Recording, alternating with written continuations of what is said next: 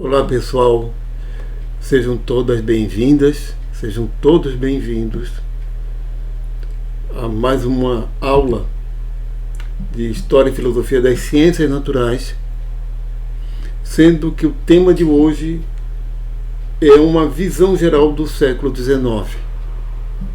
Os próximos temas a gente vai ter evolucionismo, teoria da evolução de Lamarck, Darwin e as dificuldades científicas da biologia e do evolucionismo enfrentaram também. Então a gente tem que entender também o panorama desse século XIX e de algumas influências também filosóficas. Então é bem pertinente que eu achei essa charge, né, em que mostra o cientista do século XIX. Eu devo encontrar uma explicação para este fenômeno a fim de compreender verdadeiramente a natureza. Sim, é a demonstração de uma preocupação filosófica de um filósofo natural.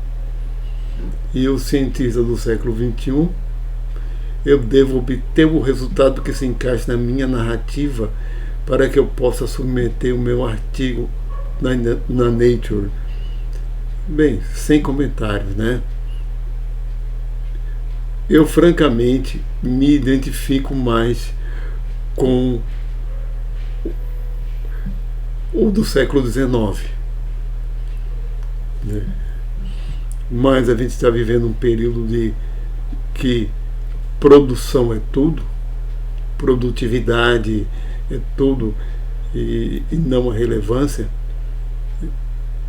Mas existe uma série. Tá bom, não, isso não é uma hora de entrar nessa discussão. Realmente,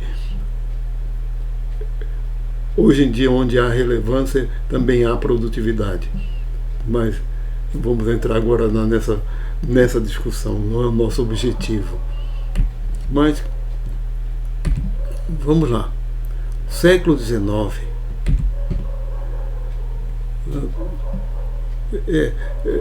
não é à toa que os autores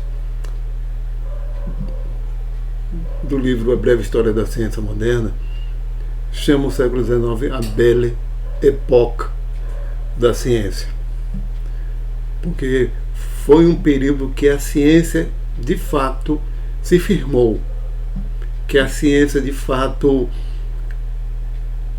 foi estabelecida, foi que o método científico, a metodologia científica foi devidamente consolidada,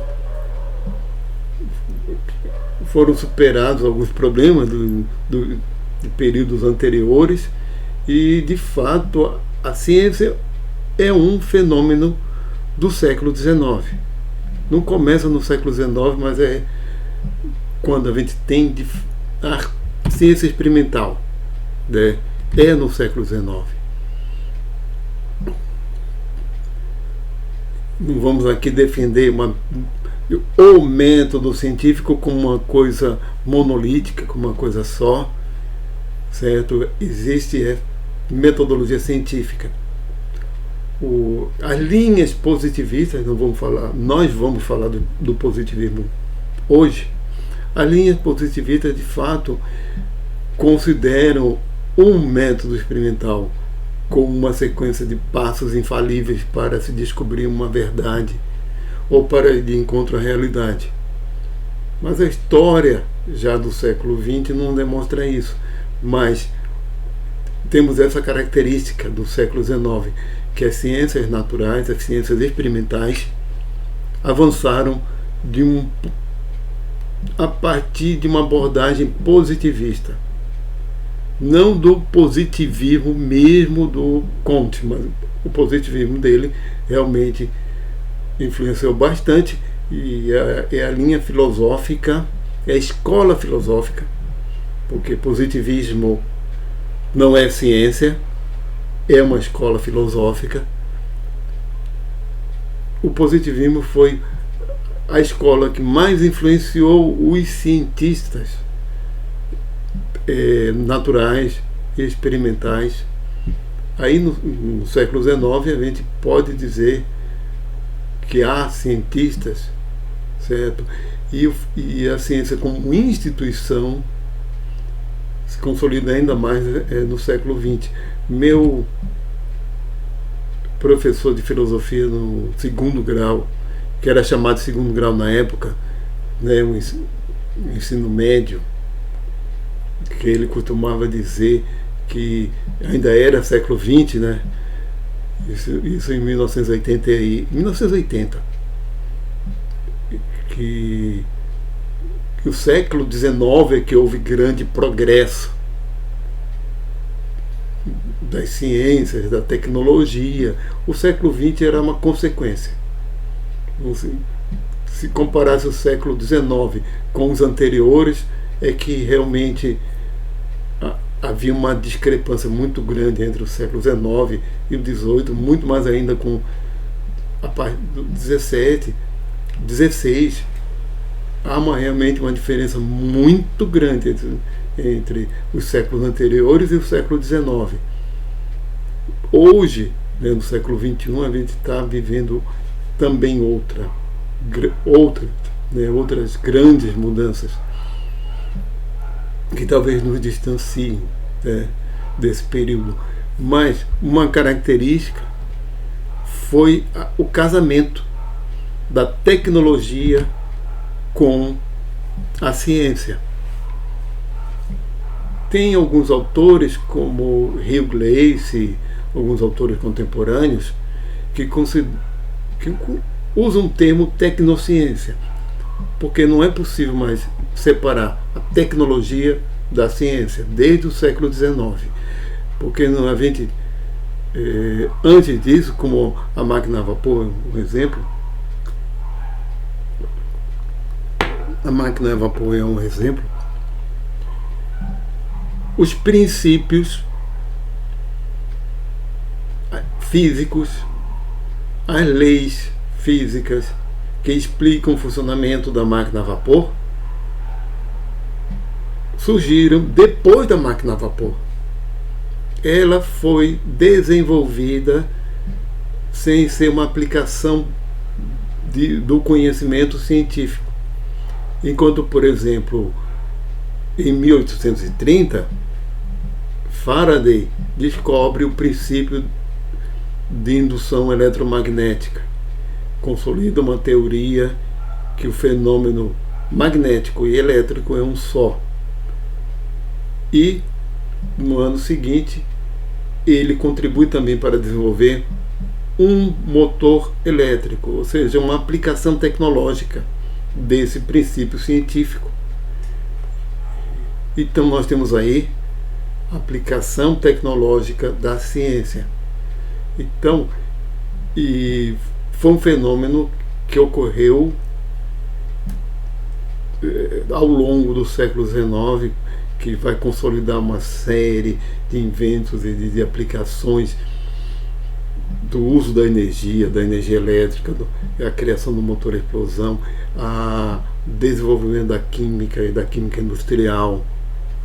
A partir do século XIX nós temos uma explosão tecnológica que contribui para a revolução industrial.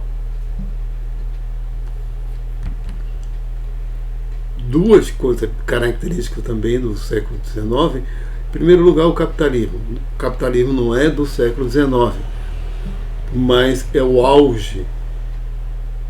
É quando o sistema capitalista ocidental é consolidado, é no século XIX, junto com o imperialismo. Aliás, o Yuval Harari que diz, né, que tanto o imperialismo quanto o capitalismo, por causa do conceito de desenvolvimento econômico, de expansão e provocando necessidade de fontes de energia, de aperfeiçoamento de tecnologia e gerando a revolução industrial Isso tudo foi alimentado pelo capitalismo e também pelo imperialismo. E tudo isso alimentou a ciência. Tudo isso, de fato, alimentou a ciência. Então não teria também ciência sem o capitalismo, sem o imperialismo, sem essa expansão europeia, para o bem e para o mal, né?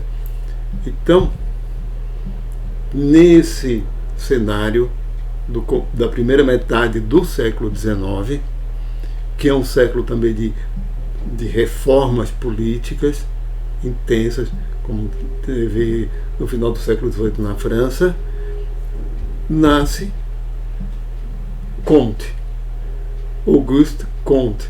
Em 1798, ele nasceu quase no século XIX, né? E faleceu em 1857. Então, ele viveu as guerras napoleônicas, com esse quadro aí retratando a Revolução de 1848. Então, ele viveu esse período bastante conturbado da história política francesa. E que também é a própria formação dele que nós vamos ver. A própria formação dele contribuiu para a elaboração das propostas filosóficas dele. Comte nunca chegou a ser um cientista. Nunca, ou seja, a contribuição dele não foi fazendo experimentos, etc. Comte, ele foi educado no começo do século XIX nas escolas politécnicas que foram criadas lá no período da Revolução Francesa, que tinham o objetivo de formar engenheiros para contribuir para a construção da França, nessa nova França. Então eram escolas e não universidades. Eram escolas voltadas para a formação de engenheiros e técnicos, ou seja, como elas tinham esse caráter mais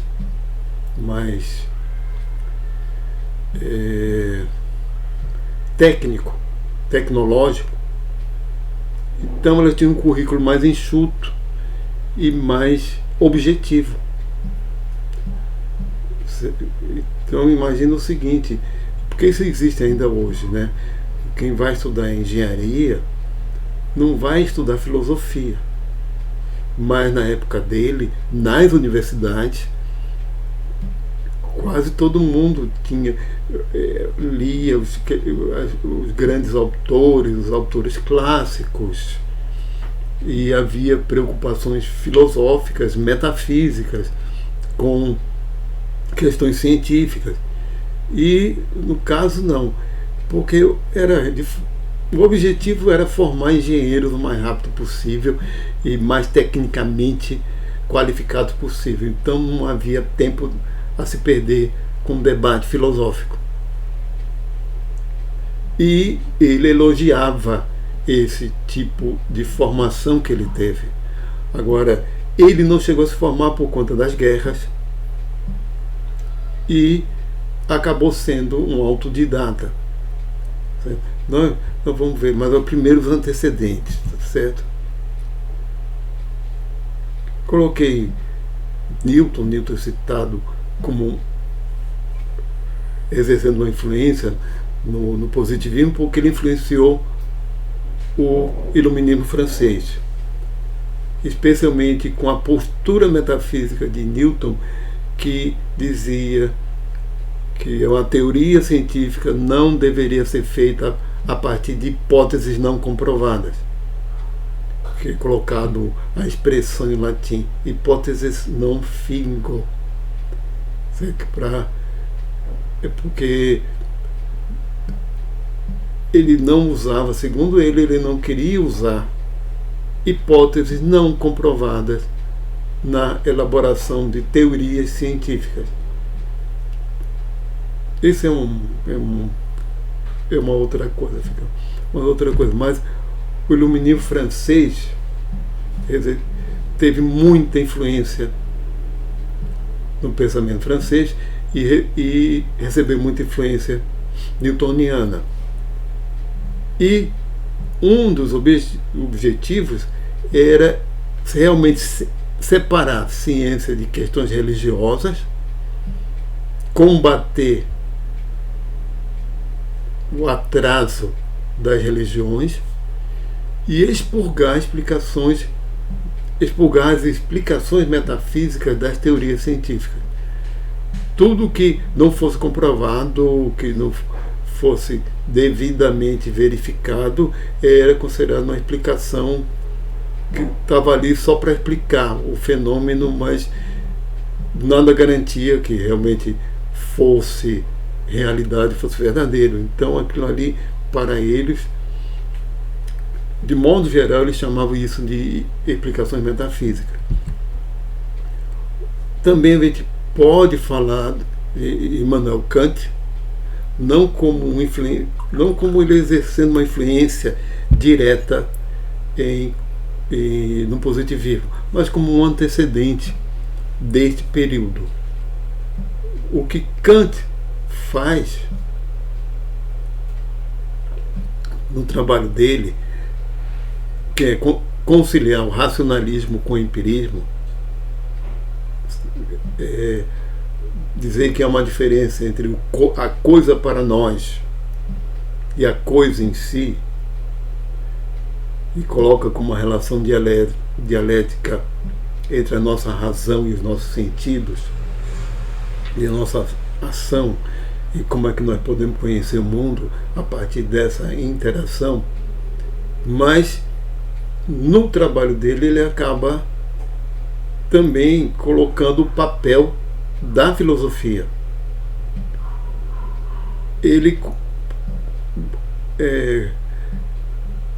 instituiu a base para se separar ciência, ou seja, a filosofia natural ser algo separado, ser as ciências naturais, e o que é papel da filosofia, que teoria do conhecimento, que é epistemologia, das causas primeiras, que é metafísica, do ser, ontologia, a questão do belo é a estética, do correto é ética, do método a metodologia, são questões filosóficas. A explicação teórica dos fenômenos naturais, ciência. Então, em Kant nós temos uma influência que vai dizer o que é filosofia e o que é ciência, porque antes dele havia uma confusão, ou não era ciência, era filosofia natural. Então, a proposta de, agora falando do positivismo, falando de Auguste Comte, o papel dele foi estabelecer os fundamentos epistemológicos da ciência. Então, quais os fundamentos epistemológicos deveria ter a ciência?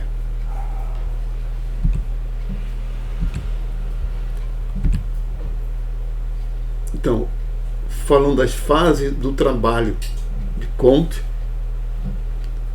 das fases do trabalho, de 1830 a 1842, escreveu 6 volumes do curso de Filosofia Positiva, que aí temos fundamentos epistemológicos da ciência, e é uma continuação natural, com um aprofundamento do iluminismo. Aí ele estabelece uma metodologia, qual seria a metodologia científica, quais são os critérios de se ter um conhecimento científico e sem ter explicações metafísicas na ciência. Então temos aquele visão clássica da ciência que persiste até hoje, que a ciência é feita por teorias fundamentadas em hipóteses que foram devidamente comprovadas, verificadas, testadas E por isso a ciência representa um conhecimento válido sobre a natureza. Então, o que nós temos é uma filosofia cientificista, sem dúvida nenhuma, mas não deixa de ser filosofia, em que o conhecimento sobre a natureza é conhecimento que tem que ser científico. E num ponto de vista mais radical, positivista mais radical, é que o conhecimento humano tem que ser científico. Religião, tudo isso aí é tudo bobagem. Também pode ter arte, algumas outras coisas, de parte de cultura, mas conhecimento humano para explicar a origem das coisas, etc., né, é o conhecimento científico.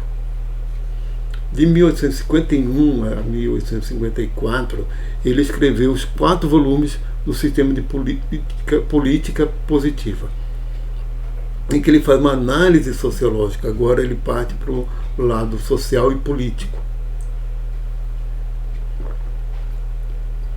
Por incrível que pareça, ele se propõe a criação de uma religião da humanidade, uma religião ateísta. Mas, por exemplo, que tem até um catecismo nessa coleção aqui, esse volume da coleção Pensadores.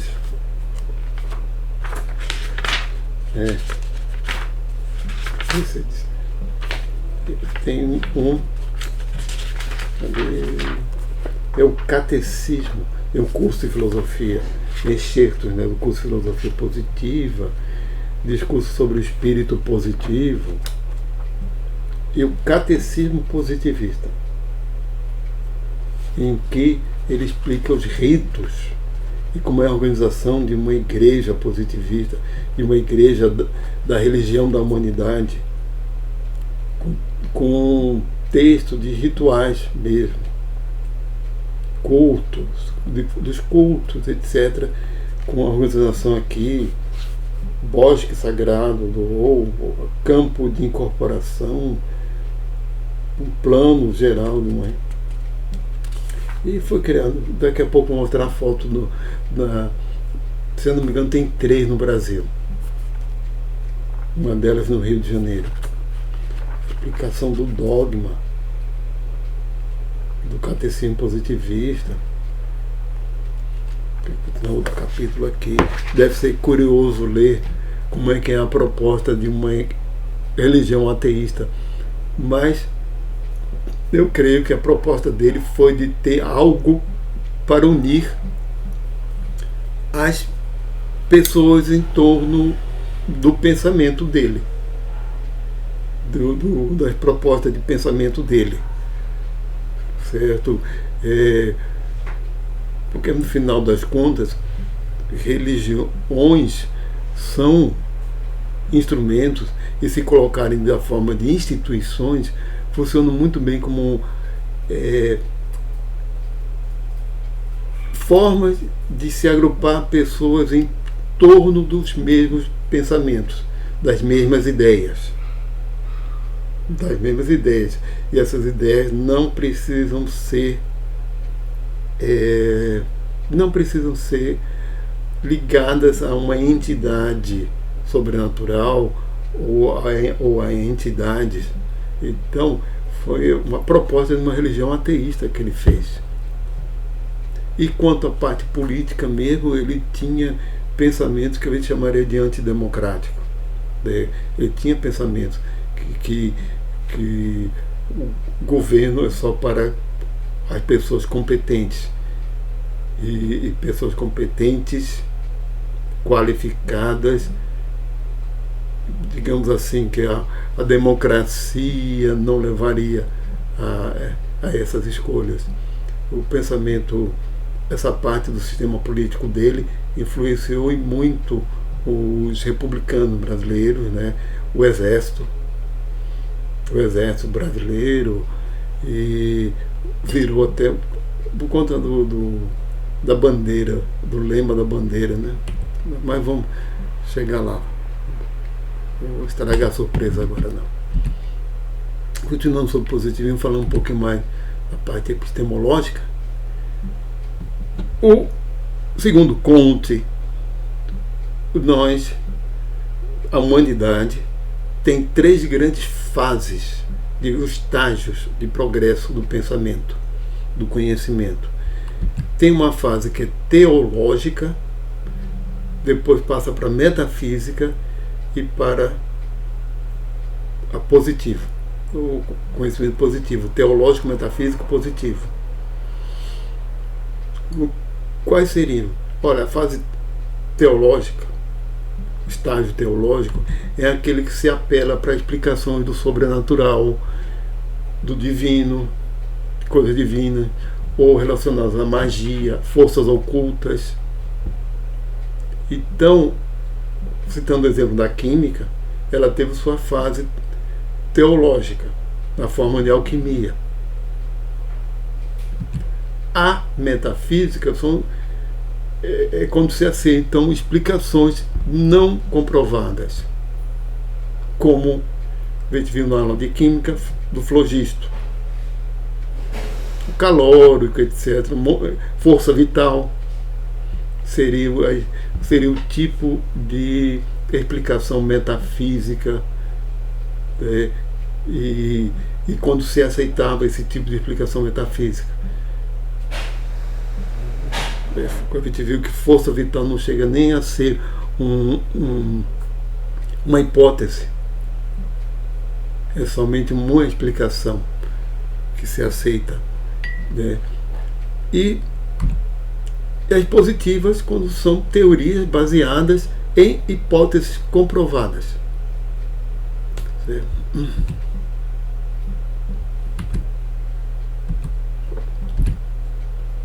Segundo Comte, o grau de complexidade das ciências parte da matemática, astronomia, física, química, biologia e sociologia.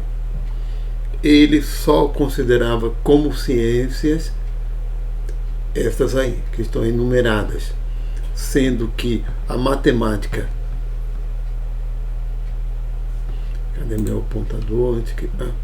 A matemática é a mais dedutiva, é mais abstrata, né?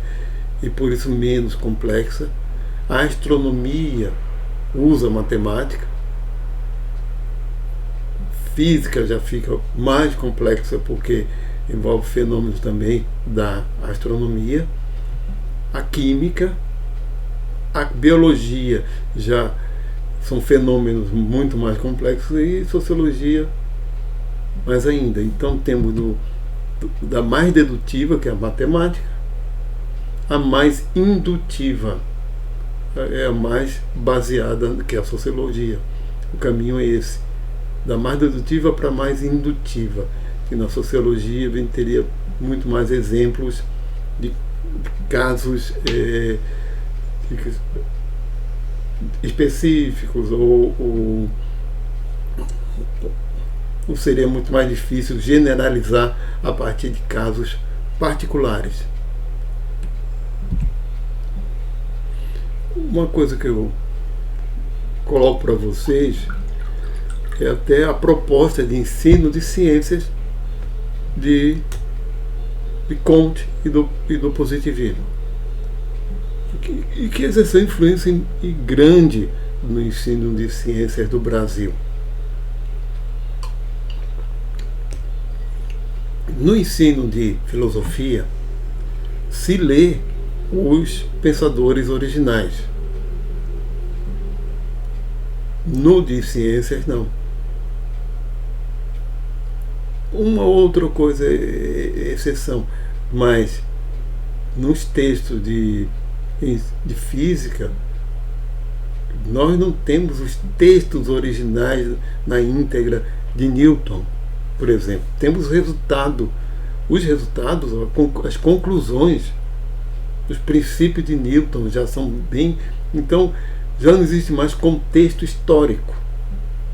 Então, ele defendia um ensino que não tinha mais contexto histórico, o que interessava era a lógica, era a sequência lógica do conteúdo, já arrumado didaticamente, pronto, e nada de contexto histórico, nada das questões filosóficas, metafísicas que levou aquele pensador a chegar naquele resultado, nada dos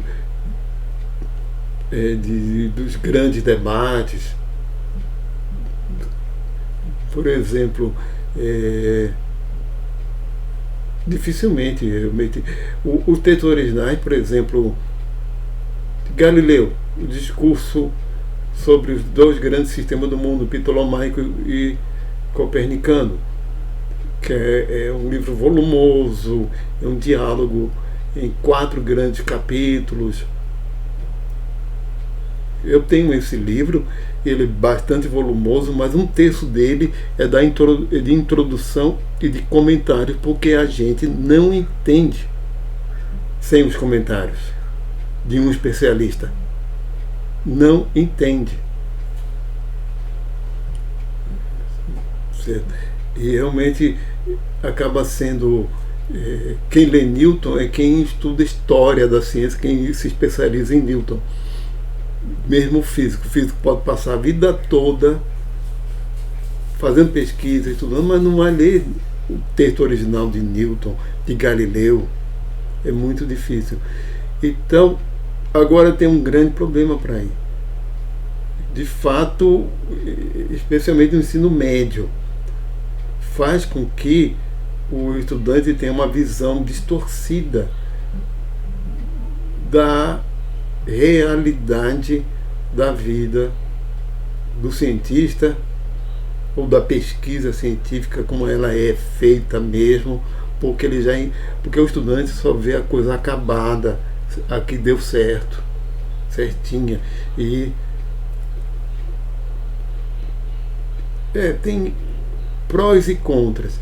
Também, se a gente diz, que se a gente fosse discutir as questões por trás filosóficas, históricas, de contexto, é muito volume, é muita leitura. Sim, mas existem soluções intermediárias. Certo? Existem soluções intermediárias para isso. Essa aqui é do Rio de Janeiro. Aqui está escrito: o amor por princípio, a ordem por base, o progresso por fim, finalidade. Bem em estilo neoclássico, um pouquinho eclético. É assim, a imitação do Panteão de Paris.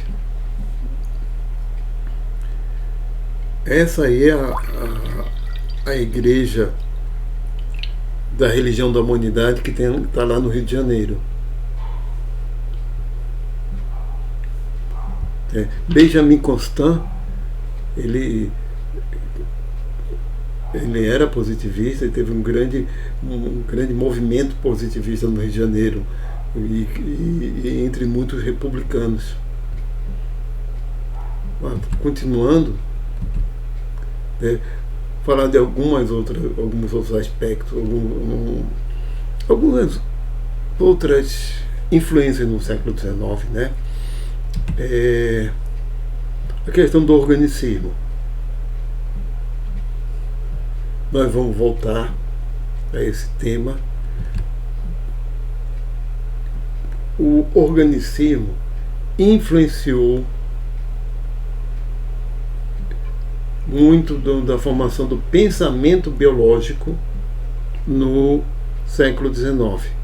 O que seria esse organicismo? Que ele surge no final do século XVIII, especialmente com a Naturphilosophie alemã, que, entre outros pensadores, agora me vem um branco, mas, por exemplo, Goethe, ele era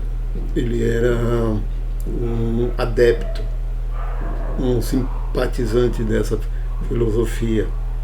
Ele tem trabalhos em filosofia natural seguindo a linha deles. E agora ele é mais conhecido pelos trabalhos dele como teatrólogo, como romancista. Ele inaugura o romantismo alemão. Então a naturfilosofia, como uma das vertentes do organicismo, considerava que a natureza não é uma máquina. Eles rejeitavam o mecanicismo. Isso no final do século XVIII, porque o mecanicismo começou a se desgastar.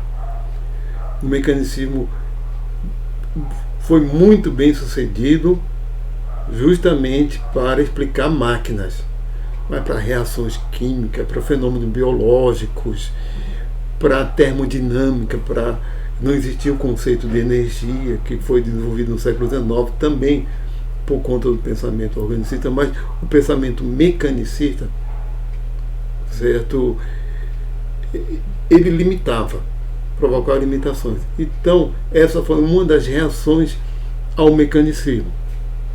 Foi chamado organicismo, a naturfilosofia, e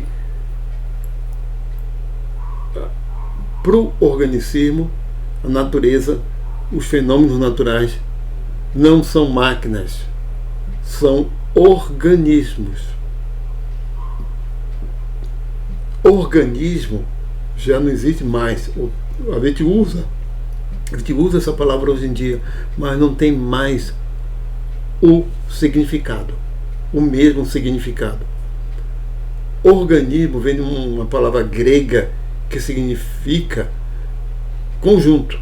Então, conjunto harmonioso. Então, para eles, a natureza era um todo harmonioso, gerado pelas leis da natureza. As leis geravam um todo harmonioso. Digamos assim, que os organicistas olhavam para a natureza e não viam uma máquina, eles rejeitavam que aquilo ali fosse uma máquina, eles viam a harmonia. Então o pensamento organicista está muito ligado ao romantismo do século XIX. Não é à toa que Goethe, pai do romantismo alemão, fosse simpático a essa forma de pensar. Então, o princípio de conservação da energia foi influenciado pelo pensamento organicista.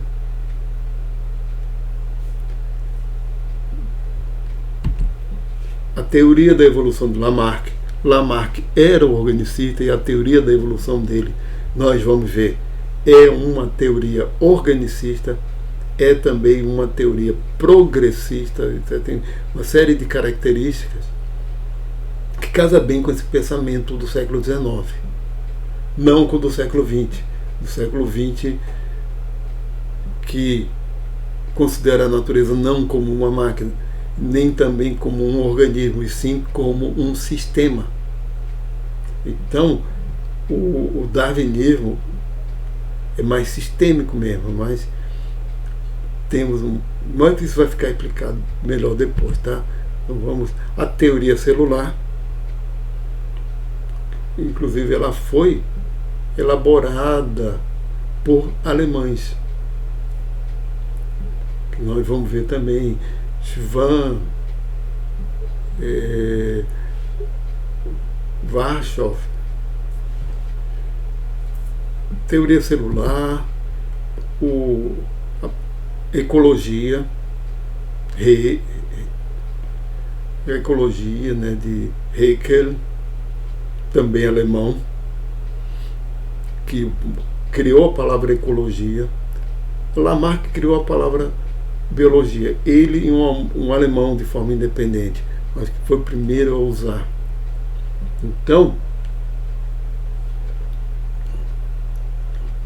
o pensamento organicista contribuiu para a formação de várias de várias teorias do século XIX, que depois a própria teoria celular se aperfeiçoou para ser sistêmica, ecologia também. Atualmente, a teoria celular, a termodinâmica, não é organicista, não são mais organicistas, mas no princípio eram. Algumas pseudociências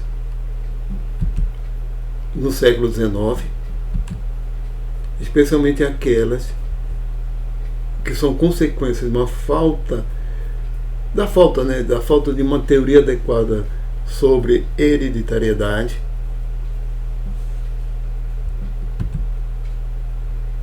junto com uma antropologia carregada de vieses etnocêntricos, como a gente tem no caso, se os antropólogos, sendo europeus, homens, europeus especialmente da França ou da Inglaterra, da Alemanha no máximo, homens brancos e de cultura europeia, então eles já estavam realmente, eles já partiam para estudos para comprovar as suas teses carregadas desses vieses etnocêntricos, e acabavam chegando a conclusões de que eles eram mais desenvolvidos em termos de ciência, de riqueza e prosperidade, por questões biológicas mesmo, por questões hereditárias. Ou seja, nós temos aí racismo, também temos o sexismo, certo? Um exemplo é a frenologia. A gente pode hoje em dia dizer, não, mas a frenologia exerceu influência para algumas ideias da moderna neurobiologia. Sim, mas a frenologia mesmo considerava que áreas do cérebro específicas eram áreas específicas para habilidades específicas, como música. Então, se o sujeito tinha desenvolvido ou hereditariamente herdou o dom musical, aquela região do cérebro era mais desenvolvida e provocava protuberância naquela parte do crânio.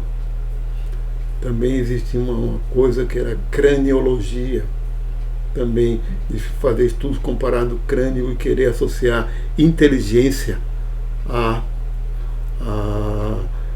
ao formato do crânio.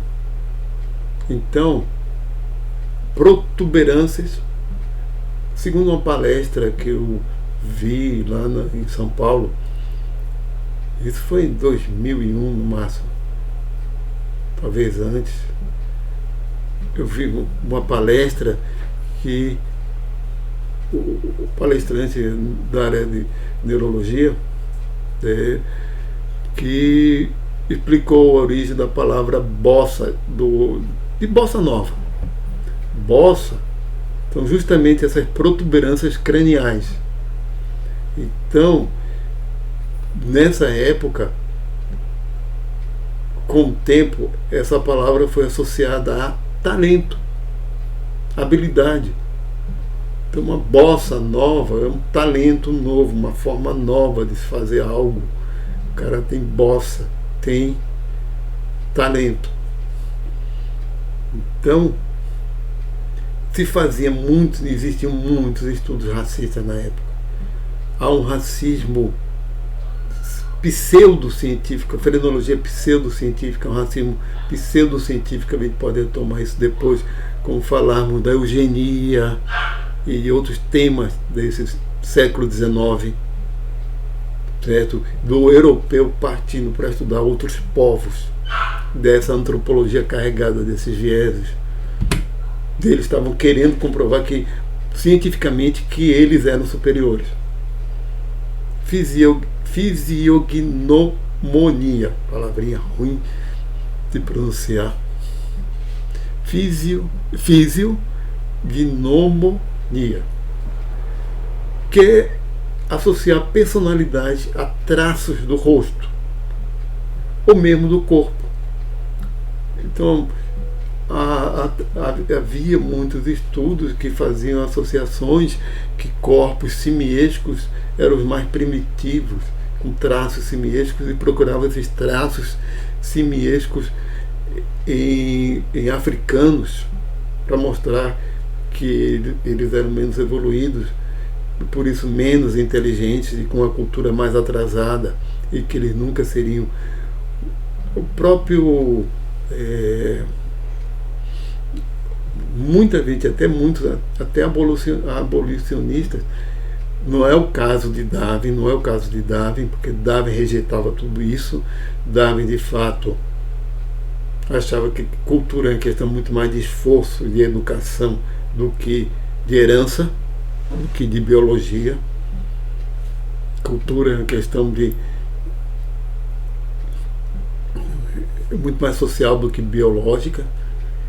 E inteligência é algo de não é hereditário, algo do esforço, do mérito pessoal desse esforço, né? Não é porque ele herdou. Ao contrário do primo dele, que é o Francis Galton, pai da eugenia. Sim, então, mesmo, eu estou falando mesmo entre abolicionistas da época, como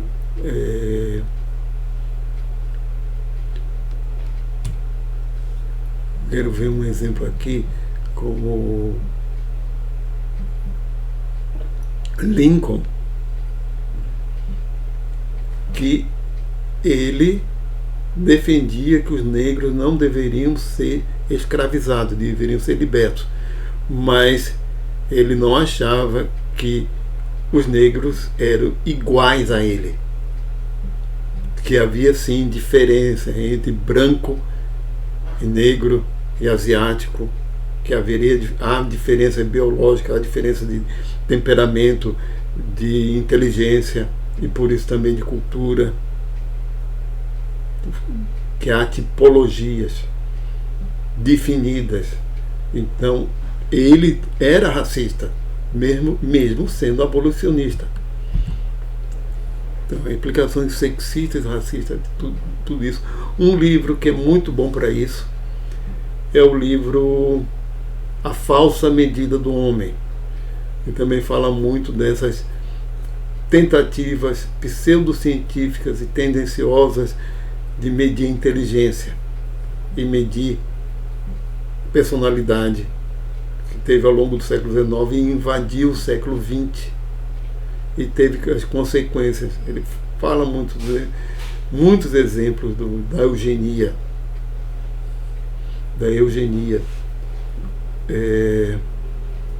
do começo do século XX, que um dos países em que mais se praticou a eugenia foram os Estados Unidos. Eles começaram muito antes da Alemanha. Na Alemanha foi algo mais notório, mais radical mas também mais pontual, mais específico. Nos Estados Unidos, só vendo a história de Stephen Jay Gould, a falsa medida do homem, e ele faz um trabalho de historiador, porque ele pegou os dados originais daqueles autores do século XIX, pegou as anotações e fez análise estatística e viu os erros estatísticos por causa da análise original, que foi tendenciosa. Ele diz que realmente ele refaz muito desses trabalhos e ver que aquele autor não poderia ter chegado àquelas conclusões com aqueles dados. Chegou por conta de que ele estava querendo simplesmente comprovar o que ele já sabia, os preconceitos deles, os preconceitos racistas, machistas também. Mas fica como indicação de leitura, é uma leitura obrigatória aquele livro. A nossa bibliografia está aí, Stephen Jay Gould, A Falsa Medida do Homem, da Martins Fontes. Eu não sei nem se é a minha edição de 1998, mas acho que a minha é uma edição mais recente do livro que eu li. Mas vamos. Nossos aplicativos auxiliares, certo? Créditos. Muito obrigado a todas e a todos. E até a próxima aula.